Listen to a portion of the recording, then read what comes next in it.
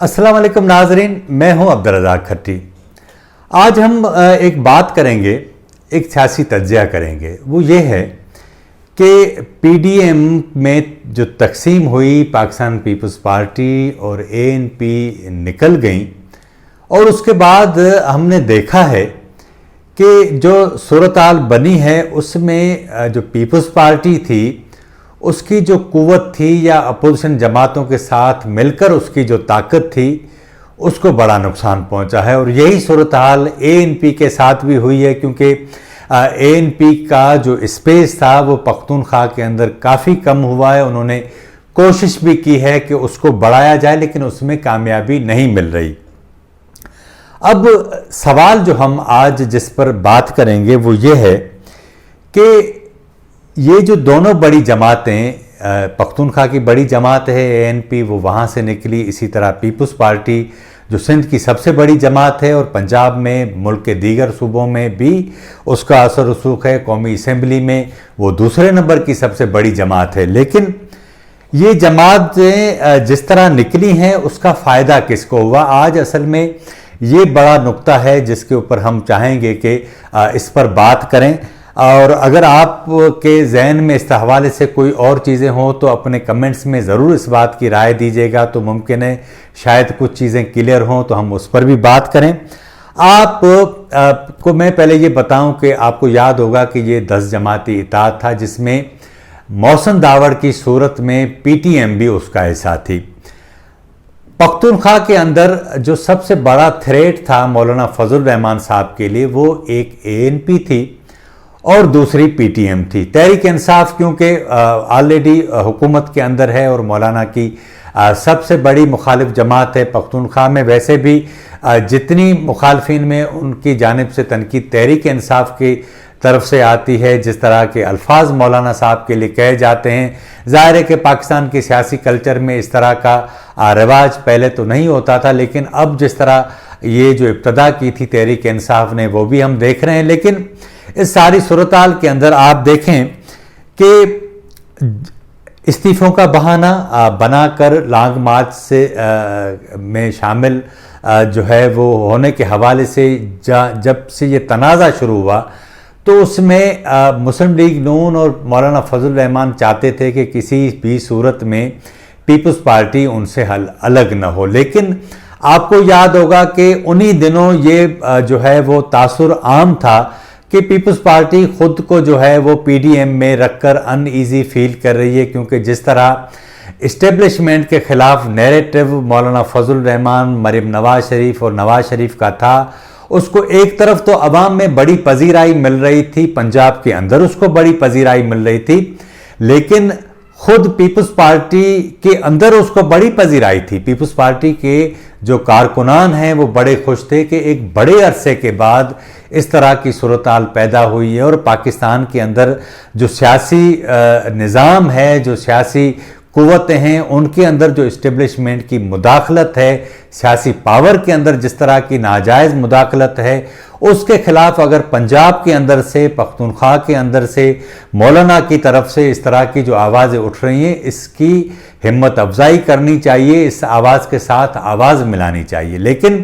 Peoples party के वो हल्के जो है इस पर राजी थे, लेकिन आसिफ अली जरदारी समेत कुछ ऐसे लोग जो खुद को इस हवाले से अनईजी फील कर रहे थे। और इसकी बहुत सारी मिसालें हैं और मैं अगर आपको गिनवाना चाहूँ तो उसकी एक छोटी सी मिसाल मैं आपको गिनवा सकता हूँ। आपको याद होगा कि जब गुजरांवाला में जलसा हुआ और जिस तरह मियाँ नवाज शरीफ ने वीडियो लिंक के ज़रिए खिताब किया, फिर जनरल बाजवा साहब का, जनरल फैज़ हमीद साहब का नाम उन्होंने उस जलसे में लिया, तो 2 दिन बाद कराची में जलसा था। तो उसके बाद पीपल्स पार्टी को कहा गया कि क्या नवाज शरीफ साहब की तकरीर वहाँ आप जो है वो क्योंकि मेज़बान हैं तो आप क्या करने देंगे? तो पीपल्स पार्टी की जानिब से कहा गया कि क्यों नहीं, हम तो हाल हैं ही इस नैरेटिव के लोग, हम इसको क्यों सपोर्ट नहीं करेंगे। लेकिन 2 दिन बाद जब ये जलसा हुआ तो फिर हमने देखा कि मियाँ नवाज शरीफ की तकरीर वीडियो लिंक के ज़रिए नहीं दिखाई गई और उसके लिए कहा गया کہ ہمارا جو ہے وہ وہاں جو سسٹم تھا، جو انٹرنیٹ کا سسٹم تھا، وہ جام کر دیا گیا اور یہ ہوا وہ ہوا، لیکن حقائق یہ تھے کہ وہ خود راضی نہیں تھے۔ اب جب اس ساری صورتحال میں آپ دیکھتے ہیں کہ لانگ مارچ اور کو جب استعفوں کے ساتھ نتھی کیا گیا تھا تو پیپلز پارٹی پیچھے ہٹی۔ مولانا فضل الرحمان کیونکہ اس سے پہلے پی ٹی ایم کو اس سے نکال چکے تھے پی ڈی ایم سے، اور آپ کو یہ یاد بھی ہوگا مولانا بڑے ناراض بھی تھے، لیکن پیپلز پارٹی اس رائے کی تھی کہ محسن داوڑ اور پی ٹی ایم کی شکل میں ان کا ہونا پی ڈی ایم میں ضروری ہے، کیونکہ ان کی ایک بڑی ورک فورس جو ہے وہ پختونخوا کے اندر، کراچی کے اندر اپنا جو ہے وہ اثر رکھتی ہے، لیکن مولانا نہیں چاہتے تھے اور وہ مولانا اس مرحلے پر کامیاب ہو گئے، پی ڈی ایم سے نکل گئی۔ اب مولانا صاحب نے جو ہے وہ دوسری واردات ڈالی، اور وہ واردات اس سینس میں ڈالی کہ پیپلز پارٹی اور اے این پی کو ویسے ہی وہ کہتے ہیں کہ کچھ شہر دے لوگ بھی ظالم سن، کچھ سانو مرندہ شوق بھی سی، وہ پہلے ہی جانے کے لیے تیار تھے۔ مولانا صاحب نے یہ موقع بڑا غنیمت جانا، اور اگر وہ چاہتے تو وہ جو ہے وہ ان دونوں کو روک سکتے تھے، نون لیگ کی قیادت کو بھی منا سکتے تھے، لیکن ایسا نہیں ہوا۔ اس کے بعد جو واقعات ہوئے اس کو ہم فی الحال ابھی نہیں جوڑ رہے، آنے والے پروگراموں میں ہم کوشش کریں گے کہ اس کے کیا اسباب تھے، ان کڑیوں کو ہم جوڑیں گے۔ لیکن آج جس طرح میں آپ کو بتا رہا ہوں، اب آپ اندازہ کریں کہ اگر Peoples Party P D M کا حصہ ہوتی تو ظاہر ہے کہ سندھ میں مولانا فضل الرحمان صاحب کو جو الائنس کرنا ہے 2023 کے عام انتخابات میں، ان میں مسلم لیگ نون، جے یو آئی، وہاں ممکن ہے کہ جی ڈی اے کے ساتھ بھی الائنس بن جائے، یا دیگر فورسز وہاں قوم پرست فورسز بیٹھی ہیں جن کا ابھی ایک بڑے عرصے بعد سندھ میں وہ ابھار ہوا ہے۔ اگر یہ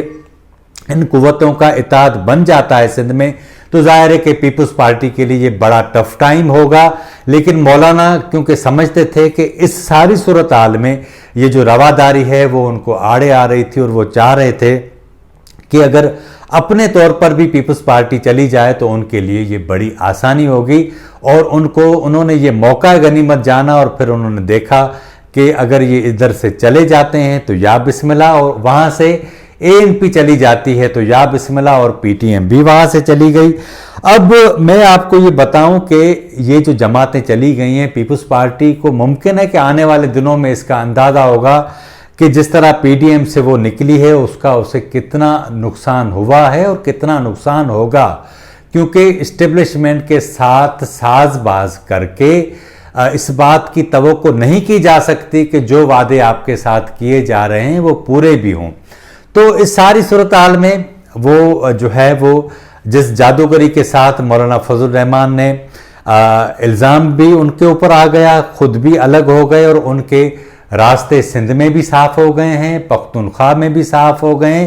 اور یہاں میں آج آپ کو ایک اور بھی بات بتاؤں کہ یہ بھی ممکن ہے کہ بلوچستان میں مسلم لیگ نون، جے یو آئی، پختونخوا ملی عوامی پارٹی، بلوچستان میں جو ہے وہ نیشنل پارٹی اور اختر جان مینگل کی جماعت، یہ سب مل کے ایک اتحاد کر سکتے ہیں۔ اسی طرح پختونخوا میں بھی یہ اتحاد ممکن ہے، جہاں جس جماعت کی اکثریت ہوگی وہاں اس کو اسپیس دیا جائے گا، اور یہی صورتحال سندھ میں بھی ہوگی۔ ایسا نہیں ہے کہ سندھ میں جو ہے وہ